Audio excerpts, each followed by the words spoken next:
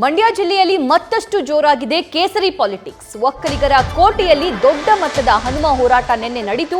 ಕುಮಾರಸ್ವಾಮಿ ಬೆಂಬಲದ ಬೆನ್ನಲ್ಲೇ ಬಿಜೆಪಿಗೆ ಆನೆ ಬಲ ಸಿಕ್ಕಂತಾಗಿದೆ.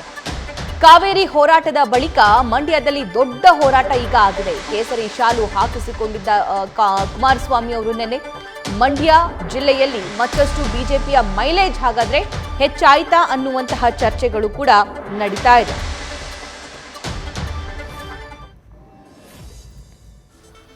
ಒಕ್ಕಲಿಗರ ಭದ್ರ ಕೋಟೆ ಅಂತಲೇ ಈ ಮಂಡ್ಯ ಮೈಸೂರು ಕರೆಸ್ಕೊಳ್ಳುತ್ತೆ. ಸೊ ಮಂಡ್ಯದಲ್ಲಿ ನಿನ್ನೆ ಏನು ಈ ಹನುಮಧ್ವಜ ಹೋರಾಟ ಆಯ್ತಲ್ಲ, ಸೊ ಅದರ ಭರಪೂರ ಲಾಭವನ್ನ, ಅದರ ಶಕ್ತಿ ಬಿಜೆಪಿಗೆ ಸಂಪೂರ್ಣವಾಗಿ ಸಿಕ್ಕಂತಾಗಿದೆ. ಯಾಕಂದ್ರೆ ವಿಧಾನಸಭಾ ಎಲೆಕ್ಷನ್ ಅಲ್ಲಿ ಇದ್ದಂತಹ ವಾತಾವರಣ ನಿನ್ನೆ ಅಲ್ಲಿ ಕಂಡು ಬಂದಿಲ್ಲ. ಸೊ ಇದು ಲೋಕಸಭಾ ಎಲೆಕ್ಷನ್ಗೆ ಡೆಫಿನೆಟ್ಲಿ ಪೂರಕವಾಗಿರುವಂತಹ ವಾತಾವರಣವನ್ನ ನಿರ್ಮಾಣ ಮಾಡಿಕೊಟ್ಟಿದೆ. ದೃಶ್ಯದಲ್ಲಿ ಗಮನಿಸ್ತಾ ಇದ್ದೀರಾ, ಕುಮಾರಸ್ವಾಮಿ ಅವರು ಕೂಡ ಕೇಸರಿ ಶಾಲನ್ನ ಧರಿಸಿ ಅಲ್ಲಿ ಆಗ್ತಾ ಇರುವಂತಹ ಬೆಳವಣಿಗೆಗಳ ಬಗ್ಗೆ ಮಾತನಾಡಿದ್ರು. ಅಂದ್ರೆ ಕುಮಾರಸ್ವಾಮಿ ಅವರ ಈ ಹೋರಾಟದ ಭಾಗಿಯಾಗಿರೋದು, ಕೇಸರಿ ಶಾಲನ್ನ ಹಾಕೊಂಡಿರೋದು, ಬಿಜೆಪಿ ನಾಯಕರ ಜೊತೆ ವೇದಿಕೆಯನ್ನ ಹಂಚಿಕೊಂಡಿರೋದು ಅಫ್ಕೋರ್ಸ್ ಬಿಜೆಪಿಗೆ ಆನೆ ಬಲ ಬಂದಂತಾಗಿದೆ. ಮುಂಬರುವಂತಹ ಲೋಕಸಭಾ ಎಲೆಕ್ಷನ್ ಅಲ್ಲಿ ಇದರ ಸಂಪೂರ್ಣ ಲಾಭ ಪಡೆಯೋಕ್ಕೋಸ್ಕರ ಬಿಜೆಪಿ ನಾಯಕರು ಕೂಡ ಪ್ಲಾನ್ ಮಾಡಿಕೊಂಡಿದ್ದಾರೆ.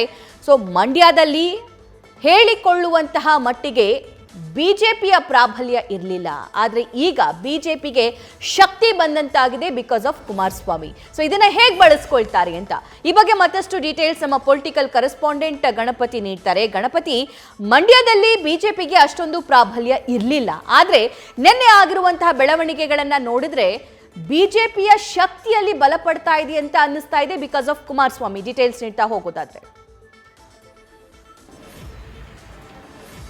ಸಭಾ ಖಂಡಿತ ನೋಡಿ, ಕಮಲ ನಾಯಕರು ಕೇಸರಿ ಹಾಕೊಂಡು ಪ್ರತಿಭಟನೆ ಮಾಡಿದ್ರೆ ಅಷ್ಟೊಂದು ಸುದ್ದಿ ಆಗಲ್ಲ. ಆದ್ರೆ ಕುಮಾರಸ್ವಾಮಿ ಅವರು ಕೇಸರಿ ಸಾಲು ಹಾಕೊಂಡ್ರೆ ಬಹಳಷ್ಟು ಸುದ್ದಿ ಆಗುತ್ತೆ, ಅದು ಕೂಡ ಒಕ್ಕಲಿಗರ ಕೋಟೆಯಲ್ಲಿ. ನೋಡಿ, ಎಲ್ಲೋ ಒಂದ್ ಕಡೆ ಬಿಜೆಪಿಗೆ ಭದ್ರಕೋಟೆ ನೆಲೆನೇ ಇಲ್ಲ ಅನ್ನೋ ಸ್ಥಳದಲ್ಲಿ ಇವತ್ತು ಹನುಮಧ್ವಜ ಹೋರಾಟ ಸಾಕಷ್ಟು ಚರ್ಚೆ ಆಗ್ತಾ ಇದೆ. ಜೊತೆಗೆ ಕುಮಾರಸ್ವಾಮಿ ಅವರು ಆ ಕೇಸರಿ ಸಾಲನ್ನು ಹಾಕೊಳ್ಳೋ ಮೂಲಕ ಬಿಜೆಪಿಗೆ ಮತ್ತಷ್ಟು ಶಕ್ತಿಯನ್ನ ತಂದುಕೊಟ್ಟಿದ್ದಾರೆ.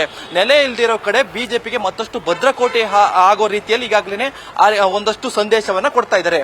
ನೋಡಿ, ಇದಕ್ಕೂ ಮುಂಚೆ ಹಸಿರು ಸಾಲು ಹೋರಾಟ ಅಂದ್ರೆ ಕಾವೇರಿಗಾಗಿ ಏನ್ ಹೋರಾಟ ನಡೀತಾ ಇತ್ತು ಮಂಡ್ಯ ಜಿಲ್ಲೆಯಲ್ಲಿ, ಅದರ ಹೊರತಾಗಿ ಯಾವುದೇ ಈ ರೀತಿಯಂತ ಕಿಚ್ಚು ಹಚ್ಚುವಂತ ಹೋರಾಟಗಳು ಆಗ್ತಾ ಇರಲಿಲ್ಲ.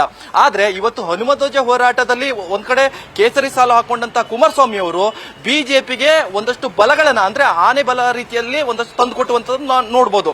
ಜೊತೆಗೆ ನೋಡಿ, ಮಂಡ್ಯದಲ್ಲಿ ಈಗಾಗಲೇ ಬರೀ ಲೋಕಸಭಾ ಚುನಾವಣೆ ಅಷ್ಟೇ ಅಲ್ಲ, ಮುಂಬರುವಂತಹ ವಿಧಾನಸಭಾ ಚುನಾವಣೆಗೂ ಕೂಡ ಬಿಜೆಪಿ ಮಂಡ್ಯದಲ್ಲೂ ಕೂಡ ತನ್ನ ಸ್ಥಾನವನ್ನ, ತನ್ನ ಭದ್ರಕೋಟೆಯನ್ನ ಬಲಪಡಿಸಿಕೊಳ್ಬಹುದು ಅಂತ ಈ ಮೂಲಕ ಒಂದಷ್ಟು ಸಂದೇಶವನ್ನ ರವಾನೆ ಆಗ್ತಿರುವಂತದ್ದು. ಸಭಾ, thank you Ganapathi. News first, ನಿರ್ಭೀತಿಯಿಂದ ನಿಮ್ಮ ಪರವಾಗಿ.